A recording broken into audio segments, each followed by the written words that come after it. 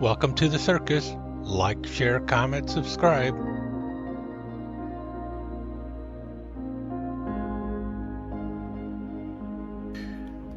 Okay, I guess it's time to do the final reveal of the witch. Now, for those unfamiliar with the kit, the witch kit originally was a release from Aurora. It came with a really awful head. This is the face that came with it.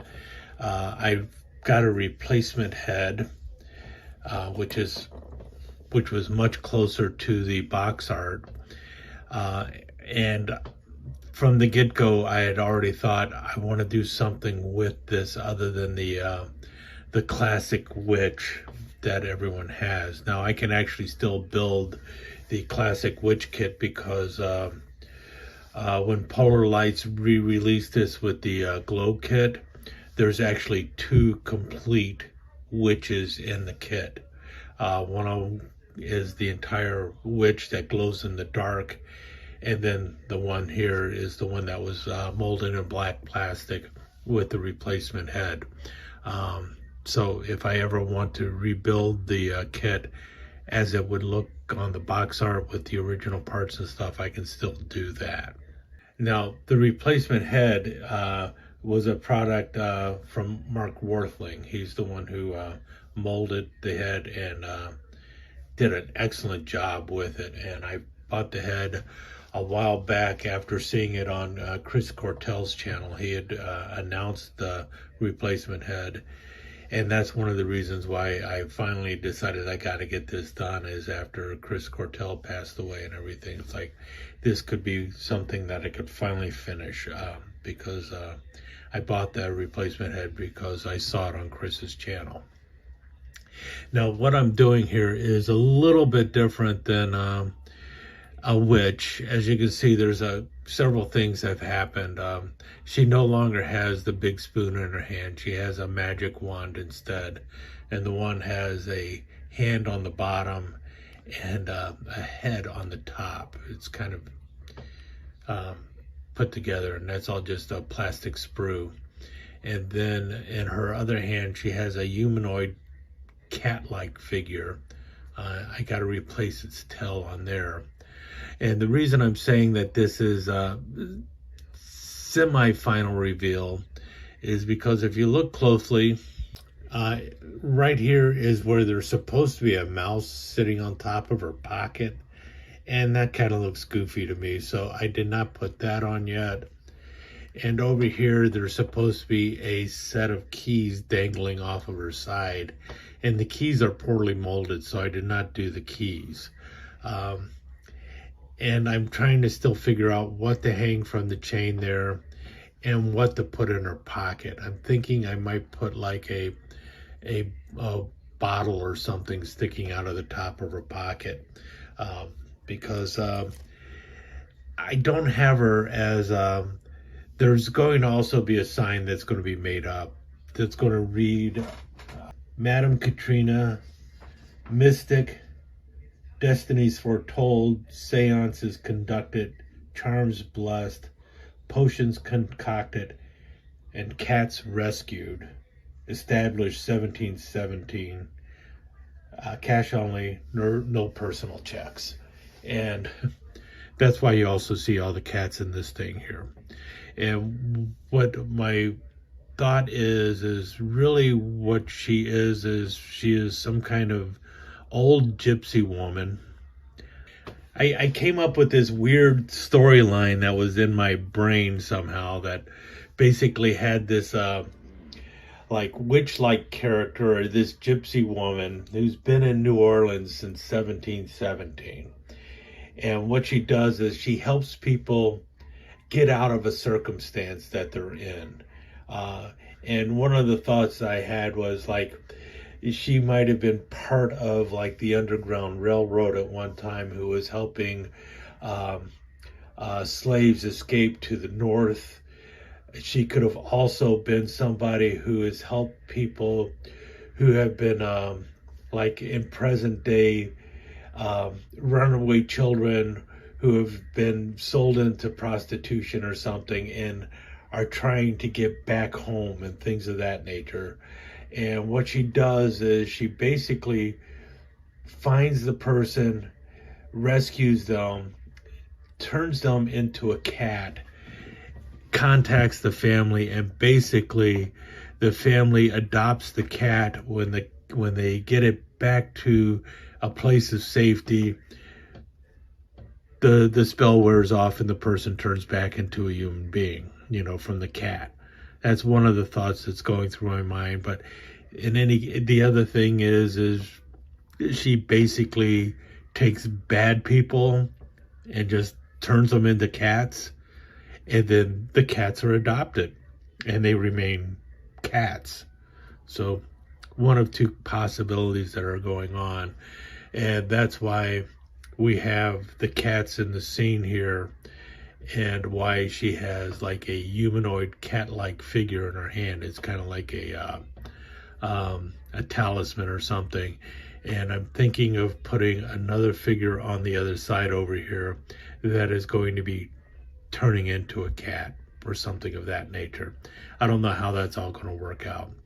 But the three cats that you see here are basically the feral cats by Mobius, and they have been painted to look like cats that I have owned in the past. So we've got a tortoise shell here, an all white cat with odd eyes. You've got a yellow eye and a blue eye up there, and then a tabby cat.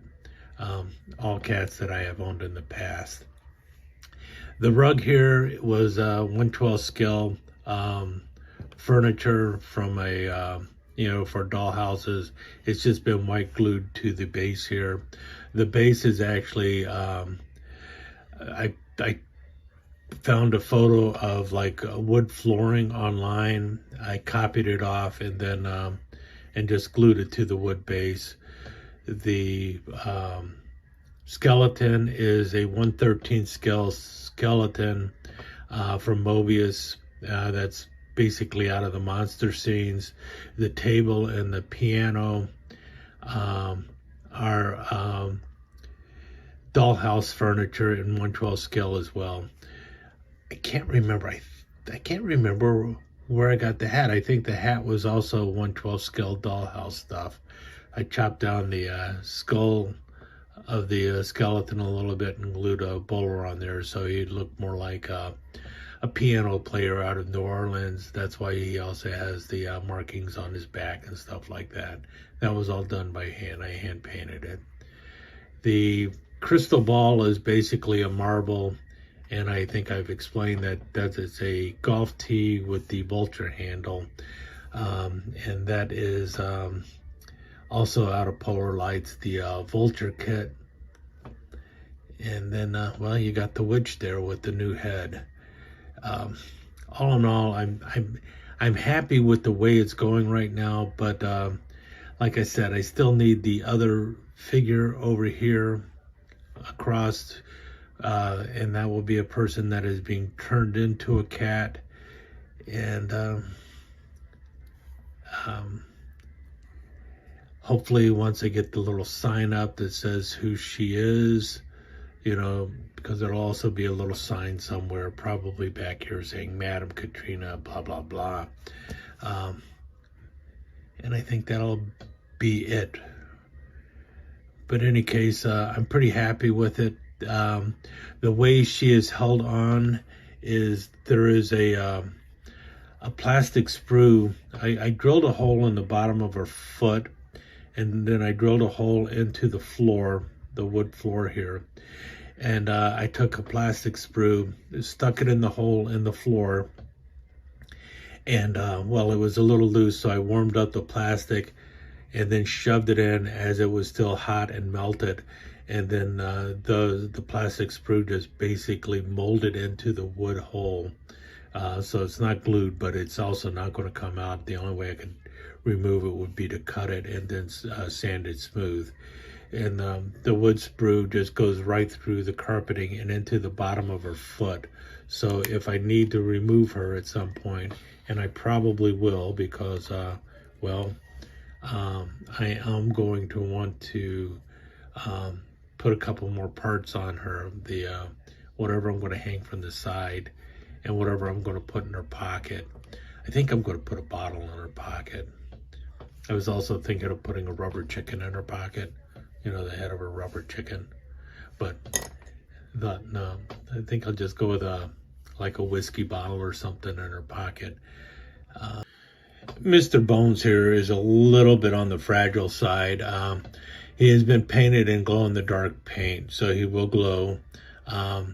Also, all of his other painting, all the other markings on his face and everything were also hand-painted.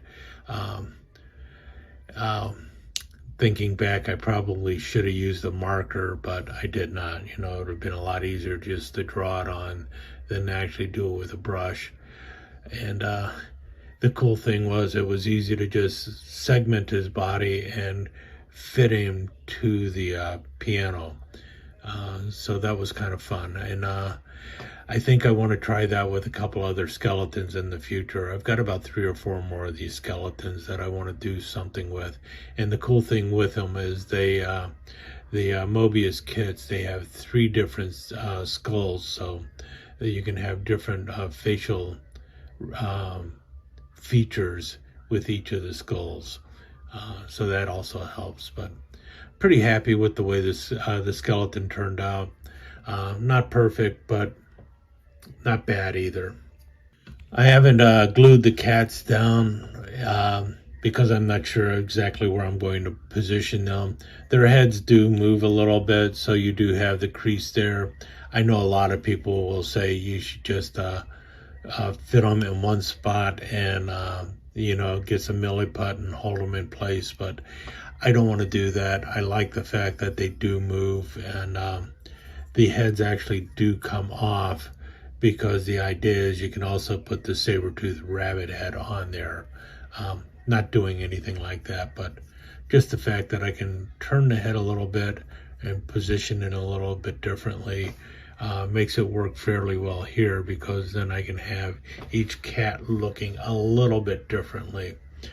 For instance, the white cat here, I have his tail drooping down, but as you can tell, if you do that, you got a gap up there. I'm not too concerned about that.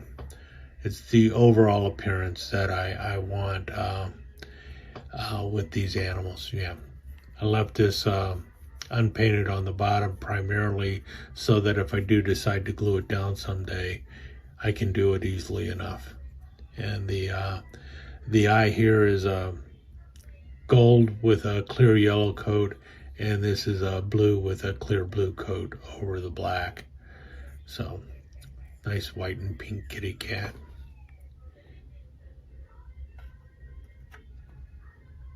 And I'm having this one on the table staring at the crystal ball.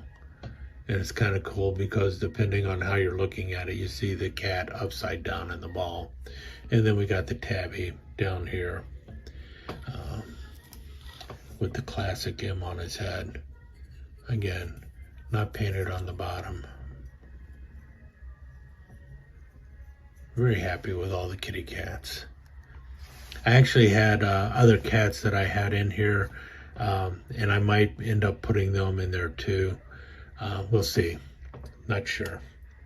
But the biggie is the witch. I mean, she is the star of the show with her facial features and everything else. She just looks so much better than the original witch head. And I am going to have it on a turntable so that it will turn so you can see it from any angle. I think that'll make it nice too. But anyway, that's where I'm at right now. I will probably have to revisit this a little bit in the near future, but I'm kind of at a mental block on where to go next. So I basically had to set this aside for a while and see where it goes. And in the meantime, I think it's time to move on to another project. But for now, let's stick around for some slides, and I will talk to you again soon.